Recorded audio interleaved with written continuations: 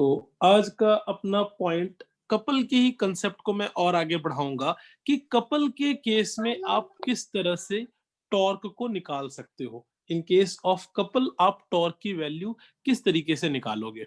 ठीक है, तो ये मैं आपको आज के लेक्चर में सिखाऊंगा। इसी चीज को कई बारी मोमेंट ऑफ अ कपल भी कहा जाता है कि किसी एक कंडीशन में किसी बॉडी पर अगर फोर्स लग रही है तो वहां पे हम टॉर्क की वैल्यू किस तरह से निकालेंगे। So our today's topic is moment of couple. Moment of couple. अच्छा जी, अब सवाल होता है कि मोमेंट ऑफ कपल होता क्या है। ठीक है, तो मोमेंट ऑफ कपल निकालने के लिए पहले मैं एक आपको एग्जांपल लेता हूं, एक बॉडी, एक डायग्राम ड्रॉ करता हूं और फिर वहां से आपको समझाने की कोशिश करता हूं। तो ये मैंने कोई भी एक रिजिड बॉडी ले ली है। रिजिड बॉडी क्या होता है आप सबने सीख रखा है। और से इस बॉडी का ये सेंटर ऑफ मास है ओ पॉइंट पे। इससे इधर और इधर दो जगह पर मैं कोई भी एक फोर्स लगा रहा हूं। तो इस बॉडी से मैंने एक फोर्स इधर नीचे की तरफ लगा दी और इधर एक इस पर ऊपर की तरफ एक मैंने फोर्स लगा दी। से this force is F and this is also F. इस एफ की वजह से मैं इसको इधर लेके जाना चाहता हूं और इस एफ की वजह से मैं इधर लेके जाना चाहता हूं, तभी बॉडी रोटेट करेगी यार। इस बारे में हमने बात कर रखी है पहले भी। ठीक है, नाउ सी, अगर आप और इन दोनों के बीच का जो डिस्टेंस है, दोनों फोर्स जिस डिस्टेंस पे अप्लाई हो रहा है, से दिस इज डी। अगर आप यहाँ पे मोमेंट ऑफ टॉर्क निकालना चाहते हो या torque of the couple about O निकालना चाहते हो तो कैसे निकलेगा। तो पहले मैं इसको लिख देता हूं कि moment of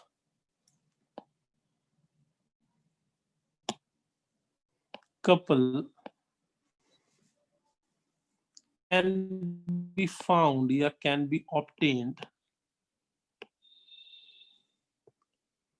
by taking the moments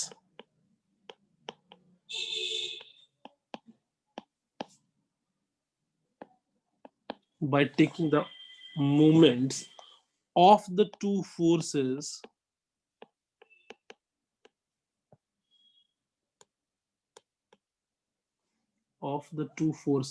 about any point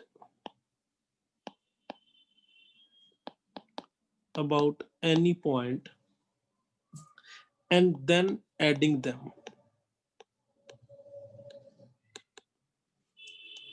hopefully आपको इस टर्म का मतलब समझ में नहीं आया होगा, मैं अभी समझाता हूं।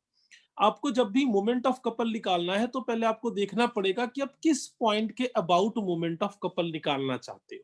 तो से मैं यहाँ पर पॉइंट ओ के अबाउट मोमेंट ऑफ कपल निकालना चाहता हूं। तो say this point is my A and this point is my B. तो मैं इस डायग्राम के लिए, दिस गिवन डायग्राम के लिए मोमेंट और torque of couple about of A निकालता हूं।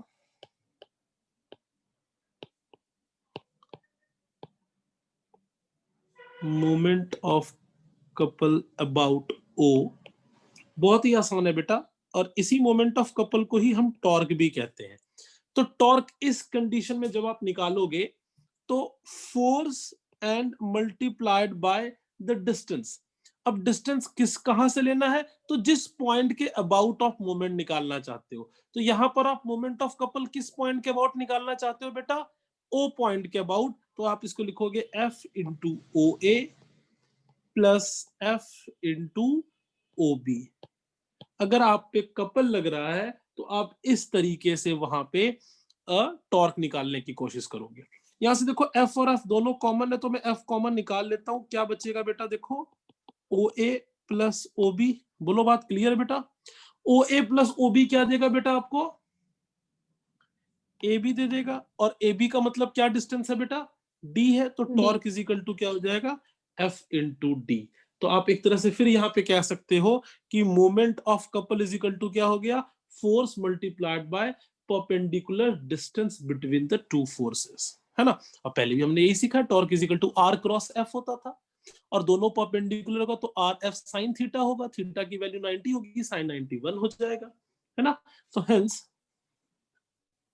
यही बात, hence moment of couple is equal to product of either force, दोनों में से कोई एक फोर्स ले लो और क्या लोगे फिर, एंड परपेंडिकुलर डिस्टेंस, है ना। And this perpendicular distance is called arm of couple between their line of action, this line of action. तो मैं इस पूरी बात को फिर आपको इसको डिफाइन कर देता हूं यहां पर कि hence moment of couple is equal to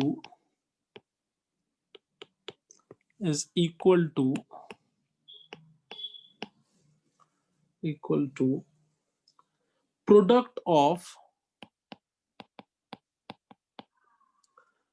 either of the forces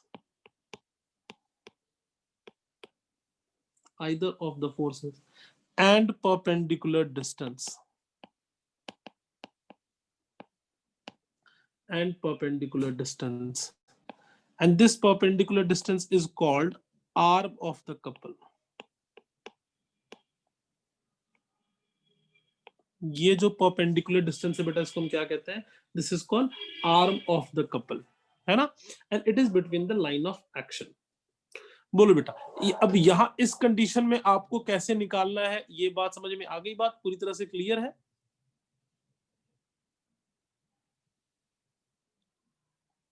बताओ बेटा, कोई एक और एग्जांपल लेके मैं आपको यहाँ पे समझा देता हूं दोबारा से। मान लो एक और एग्जांपल ले लो जिसमें आपको मैं समझाता हूं। एक मान लो आपने ऐसे कोई रॉड ले रखी है जिसके दोनों एंड पे ऐसे बॉल्स लगे हुए हैं, मान लो ये कोई एक डंबल है, ठीक है, और ऐसे कोई डंबल रखा हुआ है और आप इस डंबल को रोटेट करना चाहते हो और आप इस एक्सिस के अबाउट इस डंबल को रोटेट करना चाहते हो, आप इसको इस एक्सिस के अबाउट रोटेट करना चाहते हो, ठीक है, और ओमेगा की एंगुलर वेलोसिटी से रोटेट करना चाहते हो।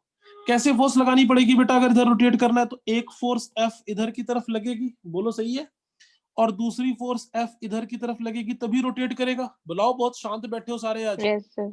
बात समझ आ रही है यस ना? सर। यस हाँ, सर। अगर ऐसे नहीं लगाओगे तो कभी भी रोटेशन नहीं हो सकती है। अगर इस चीज को तुमने रोटेट करना है, इसको ऐसे घुमाना है, तुम्हारे सामने, तुम्हारे अभी सामने पेन रखा है, तुम पेन को ऐसे ऐसे गोल गोल घुमाना चाहो तो देखो ऐसे ही पकड़ के गोल गोल घुमाओगे इसको, and this the distance is r between the 2 points।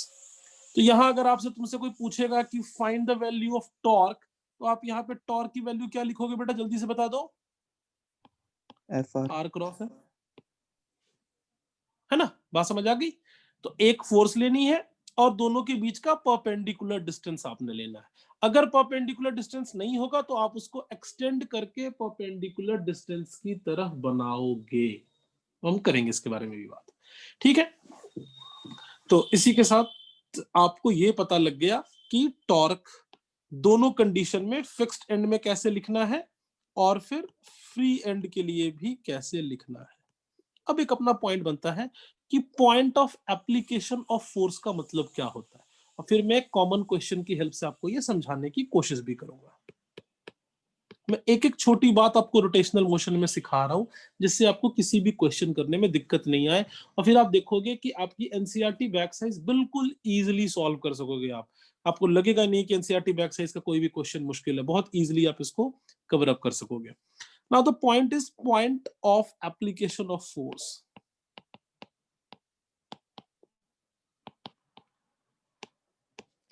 Point of application of force, अब ये क्या होता है point of application of force कहने का मतलब? देखो, अगर जो नेट फोर्स है मेरी बात सुनना, एग्जांपल की हेल्प से सुनना फिर से, इसके साथ मैं इक्विलिब्रियम की कंडीशन को भी डिस्कस करने वाला हूं। मान लो ये तुम हो, मेरे सुन रहे हो सबकी बात, सबको मेरी बात सुन रहे हो? ये मान लो भवजल है,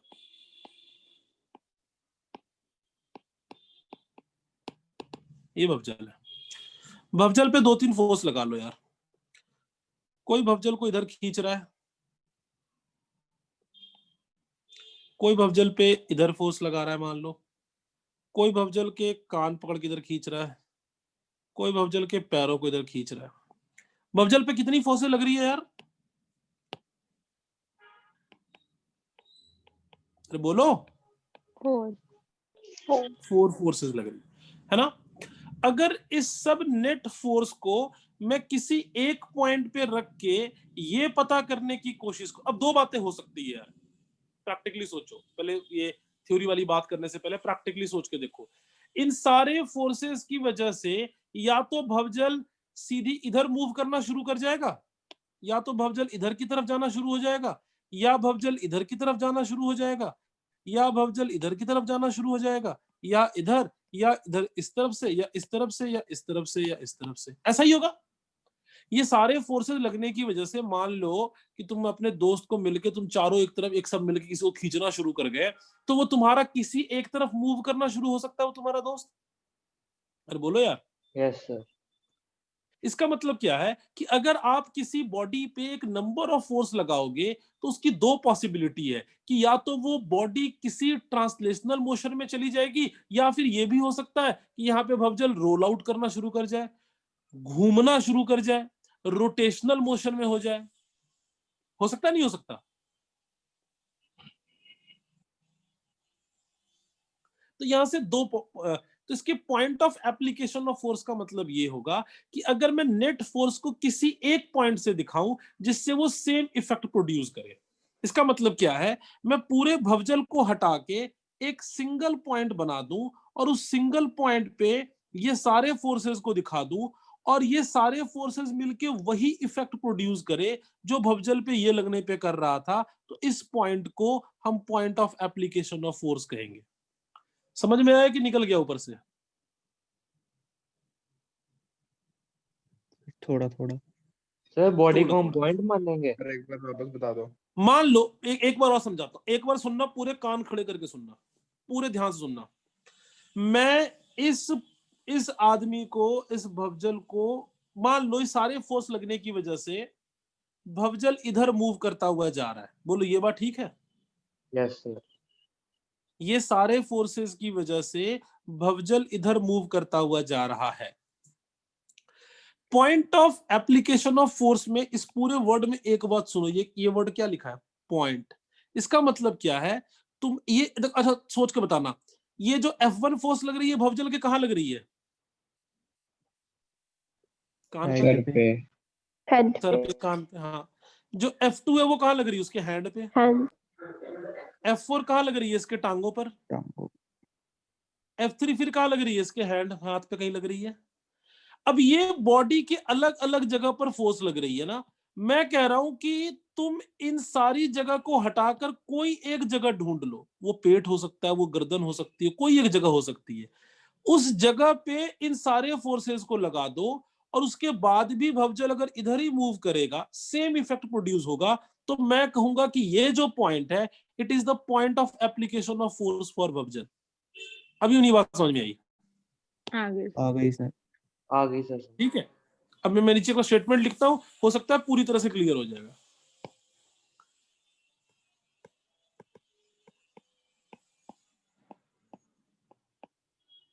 point of application of force is the point at which if net force is assumed,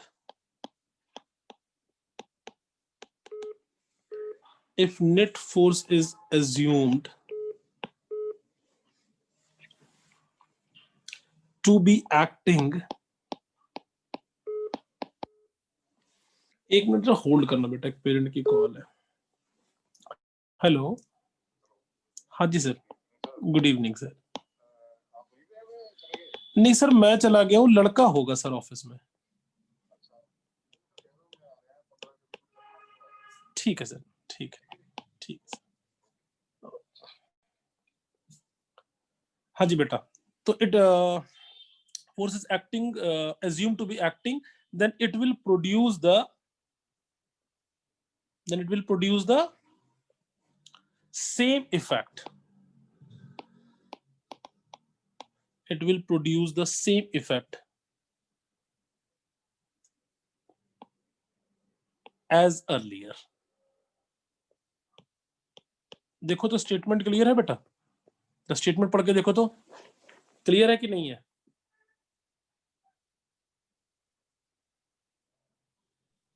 yes sir. ठीक है, इसका मतलब अगर इस नेट फोर्स की वजह से भवजल ट्रांसलेशनल मोशन में था तो पॉइंट ऑफ एप्लीकेशन पे लगने वाली फोर्स के बाद भी भवजल ट्रांसलेशनल मोशन में रहेगा कि रोटेशनल मोशन में रहेगा? ट्रांसलेशनल। ट्रांसलेशनल में रहेगा। मान लो इस नेट फोर्स की वजह से भवजल ट्रांसलेशनल प्लस रोटेशनल मोशन में था, तो अगर मैं इसके पॉइंट ऑफ एप्लीकेशन पे फोर्स लगा दूंगा तो उसके बाद ही भवजल किस में रहेगा? Same translational plus rotational motion में रहेगा। क्या मेरी बात सबको पूरी तरह से क्लियर है? Yes sir. फलक क्लियर है बेटा? Yes, sir. कृति, Clear है sir. सुप्रीत, सर क्लियर है। राघव,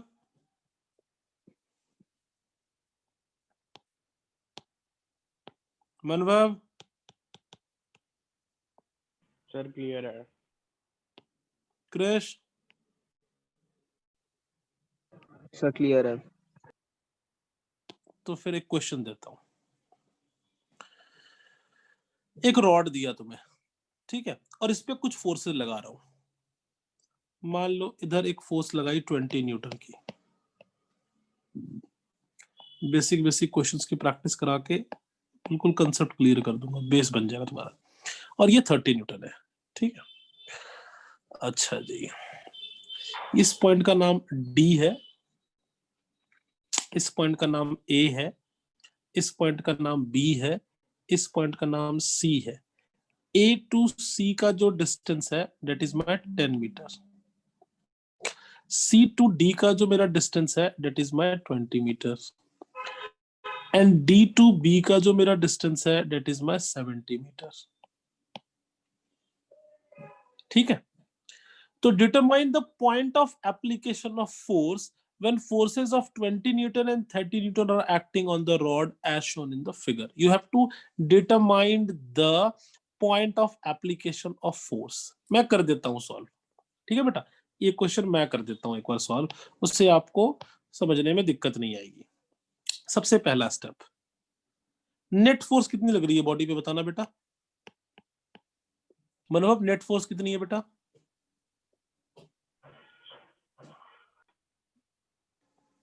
मनोहर, नेट फोर्स कितनी है बेटा?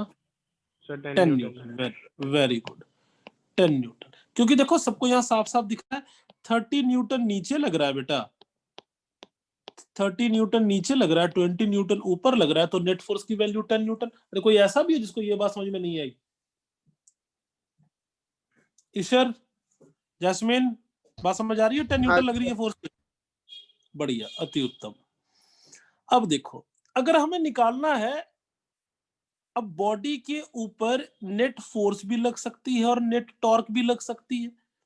मैंने देखो यह भवजल वाला एग्जांपल लो, इस सारे फोर्सेस की वजह से भवजल केवल ट्रांसलेशनल मोशन में ही हो सकता था कि ऐसी भी पॉसिबिलिटी है कि भवजल रोटेशनल मोशन में भी हो सकता है? इन सारे फोर्सेस की वजह से भवजल केवल लीनियर मोशन में हो सकता था कि ट्रांसलेशनल में भी हो सकता था?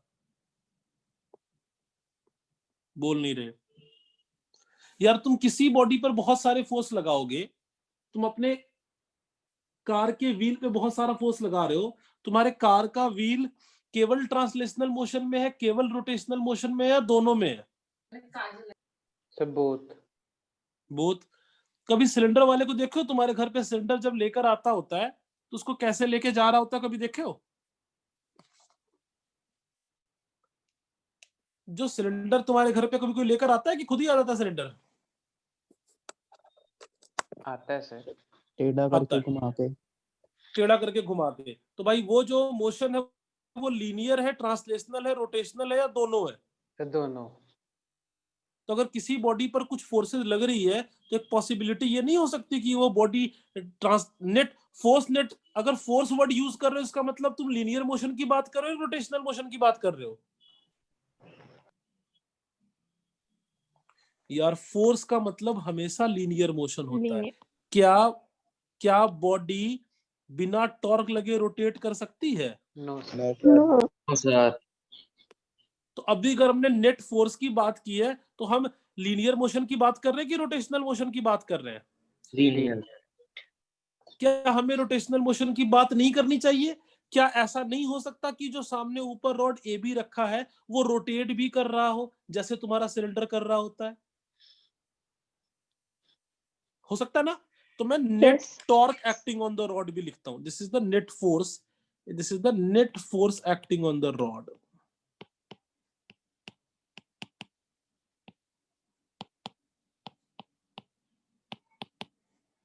This is the net force acting on the rod.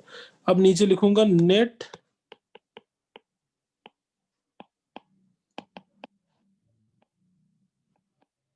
Torque acting on the rod. अब जब भी मैंने तुम्हें बताया है कि टॉर्क निकालना पड़ेगा तो किसी पॉइंट के अबाउट निकालोगे बेटा, तो अबाउट पॉइंट सी निकाल रहा हूं मैं. तुम किसी भी पॉइंट के अबाउट निकाल सकते हो. क्वेश्चंस की प्रैक्टिस कराऊंगा, पूरी तरह से क्लियर हो जाएगा. मैं किस पॉइंट के अबाउट टॉर्क निकाल रहा हूं बेटा? About C point. Point C. यहाँ पे दो फोर्सेस चाहे अलग अलग लग रही है पर यहाँ पे टॉर्क का फॉर्मूला वो कपल वाला ही लगाएंगे हम. तो पॉइंट सी एक तरह से मेरा फिक्स्ड पॉइंट हो गया. मैं पॉइंट सी के अबाउट निकालना जा रहा हूं. इस पॉइंट सी के अबाउट निकालने जा रहा हूं. क्या निकालने जा रहा हूं? टॉर्क. टॉर्क का फॉर्मूला मैंने ऊपर सिखाया था. क्या सिखाया था बेटा ऐसे केस में? Torque about point C is equal to force into perpendicular distance from the point. देखो बेटा यहाँ पे सिखाया है, अभी सिखाया है.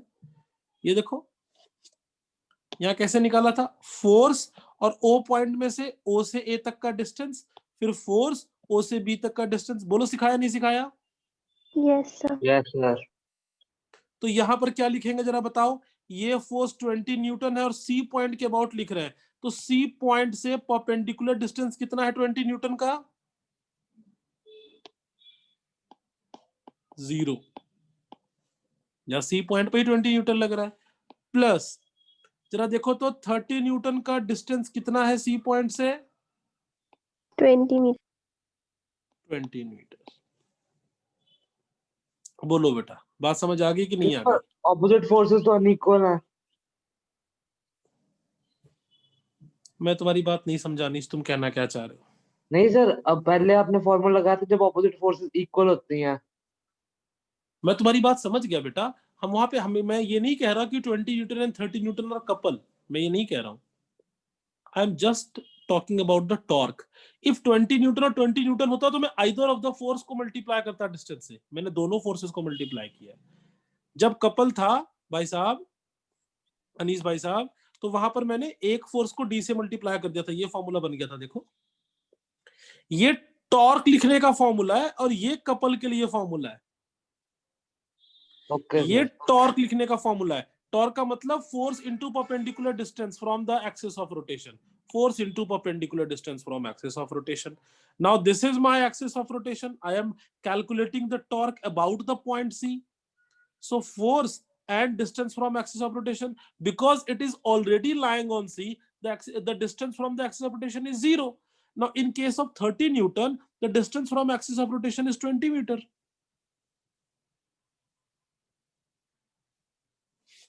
अरे बोलो यार, कुछ आया कि निकल गया ऊपर से? आ गया सर. बढ़िया, अति उत्तम. तो भाई इसको सॉल्व कर दो. क्या हो रहा है टॉर्क की value? Torque about point C की वैल्यू, ये वाला टर्म तो 0 हो गया. और 30 गुना 20, 3 दूना 6, 600. डायरेक्शन बाद में देखेंगे. डायरेक्शन क्लॉकवाइज एंटी क्लॉकवाइज दोनों हो सकती है. तो ये हो गया. लेकिन अपने को निकालना क्या है भाई? तो बॉडी पे टॉर्क भी लग रही है और बॉडी पे फोर्स भी लग रही है. तो ये बॉडी कैसे मोशन में हो सकता है बेटा? Both translational and rotational motion. Translational plus rotational. अब इसी रॉड को मैं दोबारा बनाता हूं. इसी रॉड को मैंने यहाँ पे अब मैं दोबारा बनाता हूं क्योंकि मुझे पॉइंट ऑफ एप्लीकेशन चाहिए. ये सारा काम हम क्या निकालने के लिए कर रहे हैं? पॉइंट ऑफ एप्लीकेशन निकालने के लिए कर रहे हैं. तो इसी में इसी रॉड के लिए say this point is A, this point is B, this point is C. मान लेता हूं मैं कि सी पॉइंट से किसी एक डिस्टेंस पे 10 न्यूटन का फोर्स लग रहा हूं, तो मान लो ये x डिस्टेंस पर होगा मेरा पॉइंट ऑफ एप्लीकेशन। से this point is my point of application, मानना पड़ेगा, तो मान लेते this is my point of application, this is my point of application. और ये जो पॉइंट ऑफ एप्लीकेशन है, यहाँ पे नेट फोर्स कितनी है, तो मैंने 10 न्यूटन क्यों लिखा है भाई, क्योंकि रॉड पे नेट फोर्स कितनी लग रही है, 10 न्यूटन, और 10 न्यूटन अपवर्ड होगा या डाउनवर्ड होगा, डाउनवर्ड होगा। तो मैंने सी से किसी डिस्टेंस पे 10 न्यूटन पे ये चीज दिखा दी। अब ये बात समझ आती है कि नहीं आती है, जल्दी बताओ। Yes sir.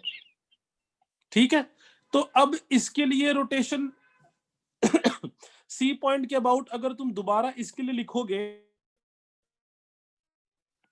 This is my C point, और इस सी पॉइंट के अबाउट दोबारा टॉर्क लिखोगे, तो दोनों टॉर्क आपस में इक्वल होना चाहिए, क्योंकि पॉइंट ऑफ एप्लीकेशन पे नेट फोर्स और नेट टॉर्क दोनों की वैल्यू सेम होनी चाहिए। तो इस पॉइंट के अबाउट टॉर्क लिखो, तो क्या लिखोगे, यहां पे टॉर्क का फॉर्मूला क्या होगा बताओ तो, 10 इंटू एक्स होगा अबाउट पॉइंट सी। बोलो सही है गलत है? सही है सर। और हमने क्वेश्चन में टॉर्क की नेट वैल्यू कितनी निकाली हुई है, 600 न्यूटन। और अगर यही पॉइंट मेरा पॉइंट ऑफ एप्लीकेशन है, तो नेट फोर्स और नेट टॉर्क दोनों की वैल्यू सेम रहनी चाहिए, अलग अलग होनी चाहिए, सेम। है ना। तो मैं कह सकता हूं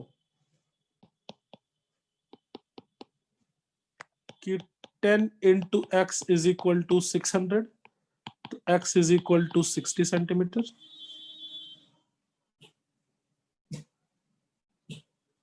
बोलो तो बेटा, सही है गलत है?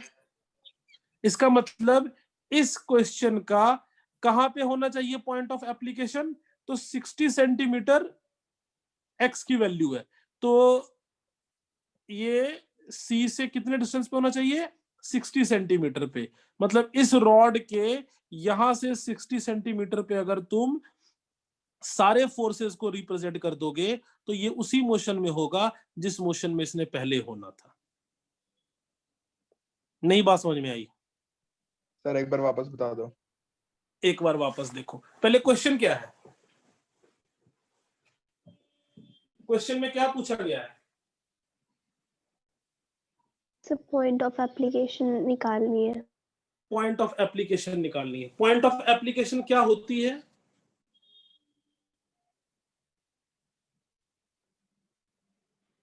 क्या होती है बेटा पॉइंट ऑफ एप्लीकेशन? जिस पॉइंट पर हम बॉडी पे सारे फोर्सेस लगा दें, तो बॉडी उसी मोशन में रहे जिस मोशन में वो पहले रहने वाला था। यही है बेटा? Yes sir. Yes sir.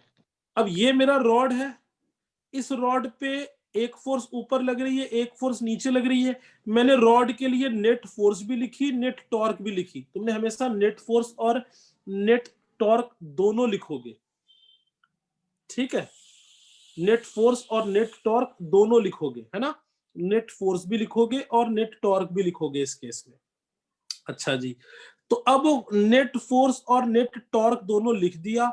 अगर तुमने मान लिया कि इस रॉड में सब कुछ तुमने सी पॉइंट के अबाउट लिखा है, तो मान लिया कि सी पॉइंट से एक्स डिस्टेंस पे पॉइंट ऑफ एप्लीकेशन है, तो नेट फोर्स की वैल्यू 10 न्यूटन है, तुमने उस पॉइंट पे 10 न्यूटन दिखा दिया। और इसके अबाउट इसी रॉड का नेट टॉर्क लिख दिया, और उसके वजह से एक्स की वैल्यू निकाल ली। कहा अगर इतने डिस्टेंस पर होगा तो यही पॉइंट ऑफ एप्लीकेशन होगा। नई बात क्लियर हुई? होगी सर। ठीक है, किसी को नहीं समझ में आया तो पूछ लो बेटा दोबारा। रोटेशन में थोड़ी बातें पूछ पूछ के ही आगे बढ़ोगे, तभी समझ में आएगा। रोटेशन एक मुश्किल चैप्टर है, मैंने आप लोग को बार बार बताया है, इसको समझना पड़ेगा। इतना मुश्किल नहीं है कि आप इसको समझ नहीं सकते हो, बट हाँ आपको इसको थोड़ा ध्यान से करना पड़ेगा। आगे चले।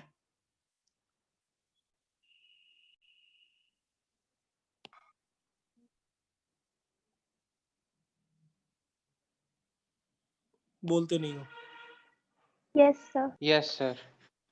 चलो, अब जो अपना नेक्स्ट टॉपिक है वो है इक्विलिब्रियम के बारे में। क्या होता है भाई इक्विलिब्रियम का मतलब फिजिक्स में?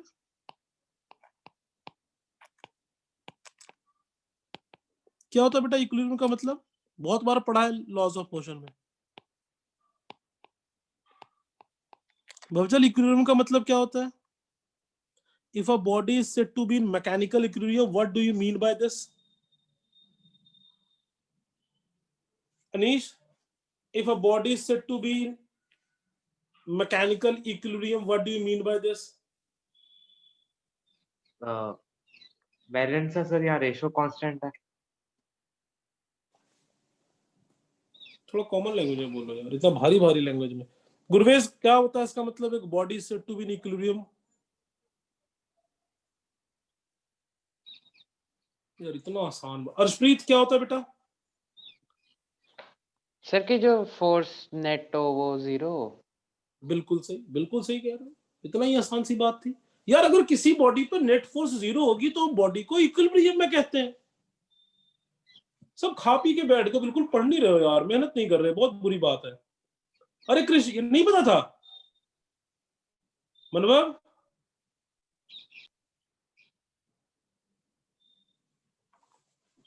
इक्विलिब्रियम का मतलब क्या है? If a body is said to be in equilibrium, इसका मतलब क्या होगा? फिर से बताओ सबको ही। Net force 0। Net force 0।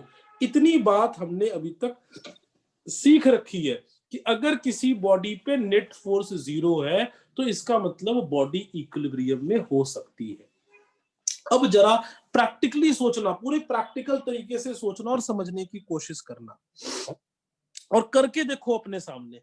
Rotational mechanics को समझने के लिए प्रैक्टिकली करके देखो।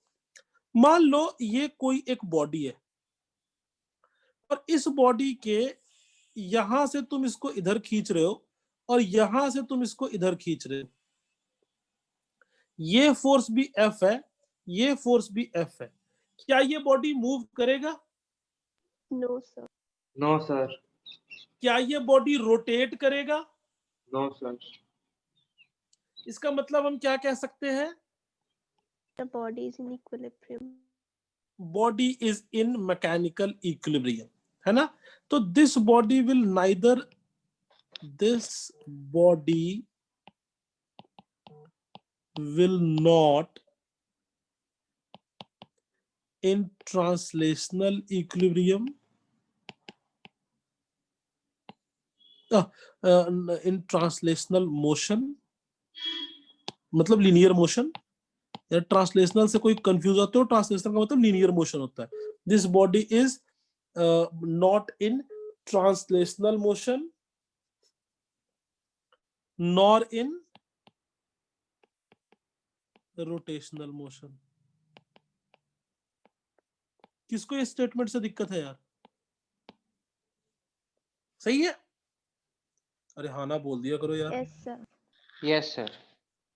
अच्छा, मान लो एक और एग्जांपल लेता हूं मैं। This was my example number 1। Now see, this is example number 2। और ये एक रिजिड बॉडी है और अब इस पे एक फोर्स इधर लग रही है F, और अभी भी दूसरी फोर्स F लग रही है, equal in magnitude, opposite in direction. क्या ये बॉडी अभी भी रेस्ट पे ही रहेगा? No sir. No, sir. No. क्या करेगा ये बॉडी? रोटेट। Rotate. रोटेट करेगा। इसका मतलब जो तुम जूनियर क्लास में पढ़ते आते थे, जूनियर क्लास तुम एक बात बोलते थे कि if two equal and opposite forces are acting on a body, the body will always remain in rest. क्या ये स्टेटमेंट पूरी तरह से हमेशा के लिए ठीक होगी? No no sir. सर। है ना? अभी आप इस सामने वाली कंडीशन में देख रहे हो, two equal and opposite forces are acting on the body, but body will not remain in rest. Here the body will start the rotational motion, है ना? तो इसका मतलब मैं इस केस में क्या लिखूं, तुम ही बोलो यार, क्या लिखूं? This body will not in, बोलते नहीं है, translational translational motion motion, but Will move in rotational motion. but it will be in rotational motion. It will be in rotational motion. सबको समझ आ रही है बात यार? Yes sir. Sir. अच्छा अब देखना, अब मैं थोड़ा टेक्निकल बातें करता हूँ, है ना? ये मैंने बात की बिल्कुल बच्चों वाली, अब करूंगा थोड़ी सी टेक्निकल बातें आनी चाहिए तुमको पसंद। देखो क्या कहता हूं, अगर ये बॉडी में ट्रांसलेशनल मोशन भी नहीं है, रोटेशनल मोशन भी नहीं है, लीनियर मोशन भी नहीं है, रोटेशनल मोशन भी नहीं है, तो अगर मैं ऐसा कहूं कि net force is equal to 0 और net torque is equal to 0, तो तुमको बुरा तो नहीं लगेगा? No, sir. No sir. क्या मैं इस केस में भी कह सकता हूं नेट फोर्स इज 0 और net torque is 0? No sir. Torque 0 नहीं होगा. Very good. यहाँ पे नेट फोर्स की वैल्यू तो 0 होगी, लेकिन नेट टॉर्क की value is not equal to 0। क्यों? क्योंकि अगर भाई साहब बॉडी रोटेट हो रही है तो वहां पर कोई ना कोई टॉर्क लग रहा होगा। क्या मेरी बात पूरी तरह से क्लियर है सबको? Yes, sir. इसका मतलब जो आप लॉज ऑफ मोशन में किसी भी बॉडी के केवल ट्रांसलेशनल इक्विलिब्रियम की बात कर रहे थे, अब आने वाले दिनों में आप किसी भी बॉडी के दोनों तरह के इक्विलिब्रियम के बारे में बात करोगे। और जब मैं दोनों तरह की इक्विलिब्रियम की बात करता हूं तो इसके मतलब, मेरे कहने का मतलब क्या है, you have to discuss about the translational motion as well as the rotational motion. And if a body is said to be in equilibrium, in mechanical equilibrium, it means the net force as well as net torque should be equal to 0. If either of them is not equal to 0, the body is not in mechanical equilibrium. क्या मेरी बात पूरी तरह से clear है? तो मुझे बताओ, ऊपर वाली बॉडी मैकेनिकल इक्विलिब्रियम में है कि नीचे वाली बॉडी मैकेनिकल इक्विलिब्रियम में है, कि दोनों बॉडीज मैकेनिकल इक्विलिब्रियम में? तो सिर्फ एग्जांपल केवल ऊपर वाली बॉडी मैकेनिकल इक्विलिब्रियम में है। अगर आप केवल लॉज ऑफ मोशन की बात करोगे तो लॉज ऑफ मोशन के अकॉर्डिंग नीचे वाली बॉडी भी लगेगी, लेकिन अब हम लॉज ऑफ मोशन से आगे बढ़ चुके हैं और अब हम बात केवल ट्रांसलेशनल की नहीं करेंगे, हम रोटेशनल इक्विलिब्रियम की भी बात करेंगे। सही है पूरी बात? सबको बात समझ आ गई है? Yes, sir. ठीक है, तो मैं कह सकता हूं कि अ रिजिड बॉडी मे और may not be in equilibrium under the action of two equal and opposite forces. पहले तुम कहते थे कि हमेशा होगा, लेकिन अब ये नहीं होगा। देखो लिखता हूं, अ रिजिड बॉडी मे और may not B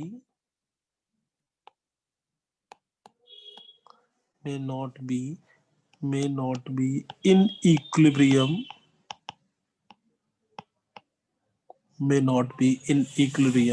under the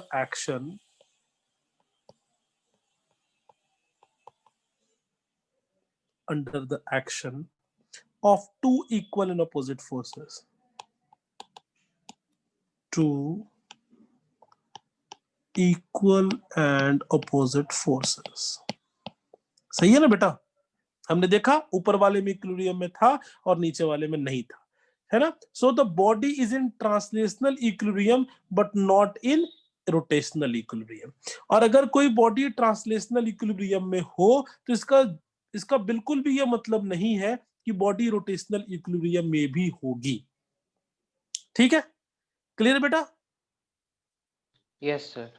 yes अब इसके कुछ और एग्जांपल्स की हेल्प से मैं आपको थोड़ा इसको समझाता हूँ, फिर इस तरह के क्वेश्चन को कैसे सॉल्व करेंगे इसके बारे में भी मैं आपको बताऊंगा। मान लो कि कोई एक रॉड है और इस रॉड पे यहाँ एक फोर्स लग रही है, से दिस फोर्स इज F1, ऐसा आपको न्यूमेरिकल काफी देखने के लिए मिलेगा। ऊपर से एक फोर्स लग रही है F2 और नीचे से एक फोर्स लग रही है F3। इस केस में बॉडी इक्विलिब्रियम में हो सकता है, मैं एक इक्विलिब्रियम की कंडीशन ले रहा हूं और यहां पर मैं कह सकता हूं कि अगर नेट फोर्स की वैल्यू 0 है और अगर नेट टॉर्क की वैल्यू 0 है तो ये बॉडी किस चीज में होगा बेटा? कंप्लीट इक्विलिब्रियम में होगा।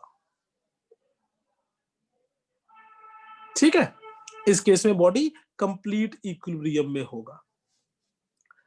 एक और एग्जांपल ले लेता हूं, इसको कई बार हम कंकरेंट फोर्सेस भी कहते हैं। फॉर एग्जांपल से this is a rigid body, और इस रिजिड बॉडी पे मान लो 2-3 फोर्सेस लग रहे हैं। से एक फोर्स अगर इधर कोई लग रहा है, ठीक है, और मान लो कोई दूसरा फोर्स इधर लग रहा है, मान लो कोई तीसरा फोर्स इधर लग रहा है। से this is F1, this is F2, this is F3, और यहां भी हो सकता है कि बॉडी इस तरह कंडीशन में भी अगर नेट फोर्स 0 हो, नेट टॉर्क 0 हो, तो body will be in equilibrium. क्या मेरी बात पूरी तरह से क्लियर है या नहीं समझ में आई बात? सर ऐसा तो नहीं हो सकता कि किसी एग्जांपल में नेट टॉर्क 0 हो और नेट फोर्स 0 ना हो?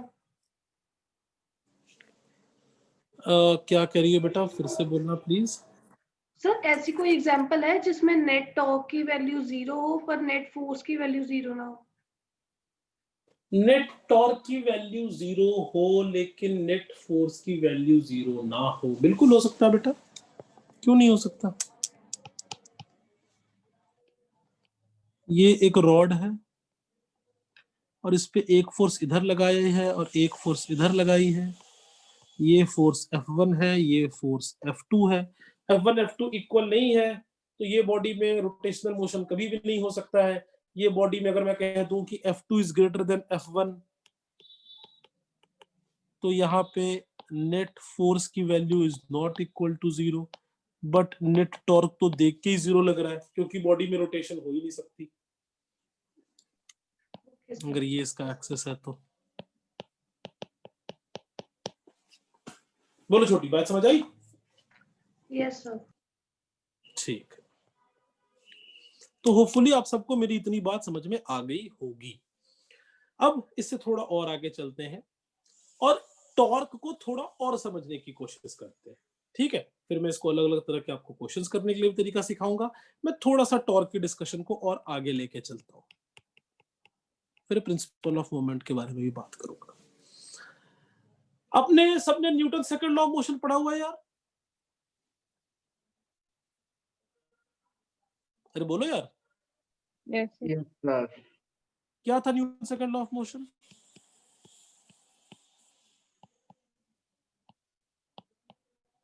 जल्दी बोलो यार। F is equals to ma. चलो इतना तो बोल दिया कम से कम। फॉर प्योर, बिल्कुल सही, for pure rotational motion F is equal to ma, सबको पता है। F is equal to ma की जब हम बात कर रहे थे तो बॉडी किस तरह के मोशन में था? लीनियर मोशन में था या रोटेशनल मोशन में था? लीनियर। लीनियर मोशन में। क्या बॉडी अभी भी लीनियर मोशन में ही रहेगा?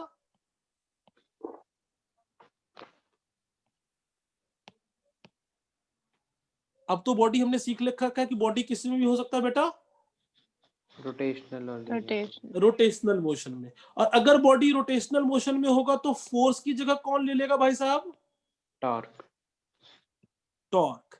मास की जगह कौन ले लेगा? Moment of inertia. Moment of inertia. और एक्सेलरेशन की जगह कौन ले लेगा? अल्फा। Alpha, angular acceleration. सबको पता है, रोटेशनल मोशन में पढ़ा रखा है मैंने। तो अब Newton second law of motion pure rotational motion के केस में कुछ नया बन गया। क्या बन गया? Torque is equal to moment of inertia into angular acceleration.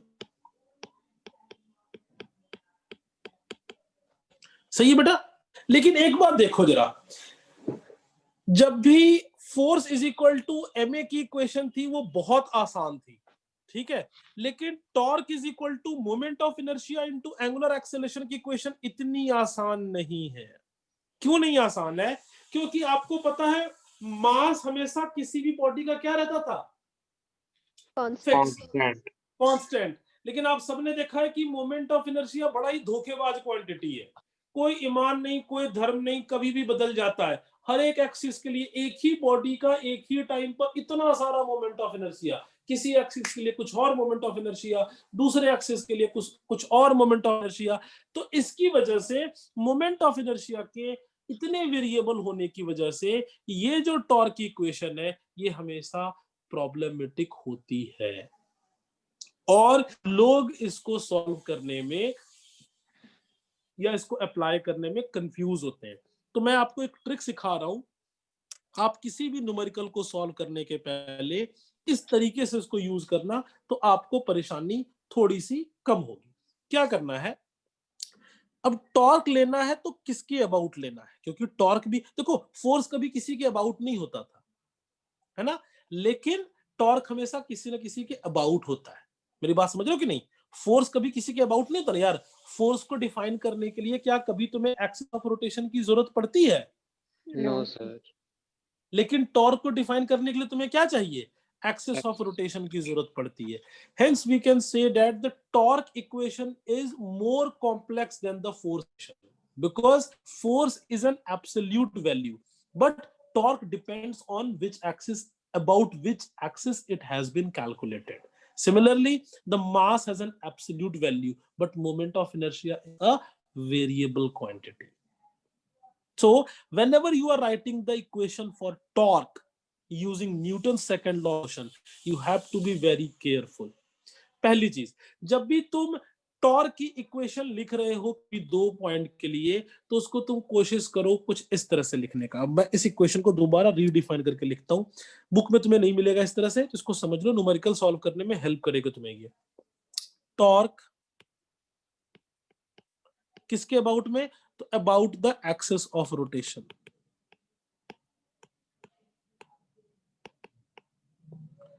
Torque about the axis of rotation, ठीक है।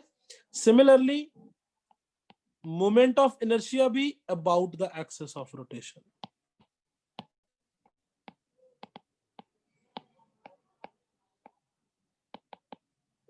और यही प्रॉब्लम तुम्हें अल्फा के साथ भी आएगी, क्योंकि वो एंगुलर एक्सेलेरेशन है। It should be also about the axis of rotation.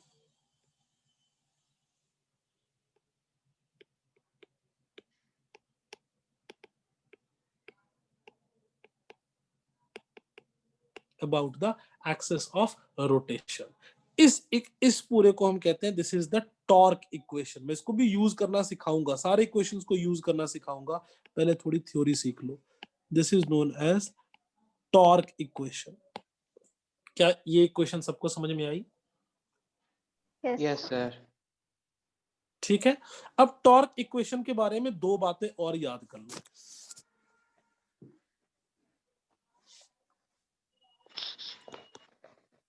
The torque equation को तुम कहीं भी नहीं लगा सकते।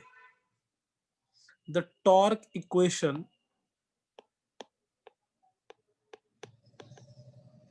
Can be applied only about 2 points in a body.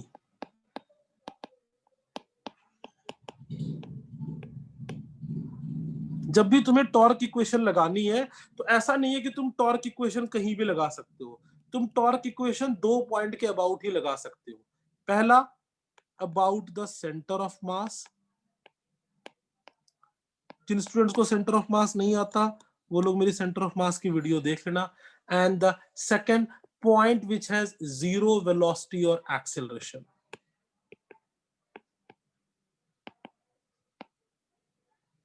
Point which has zero velocity और acceleration, ठीक है। और इसी पॉइंट को generally this point is known as axis of rotation. Generally this point is axis of rotation.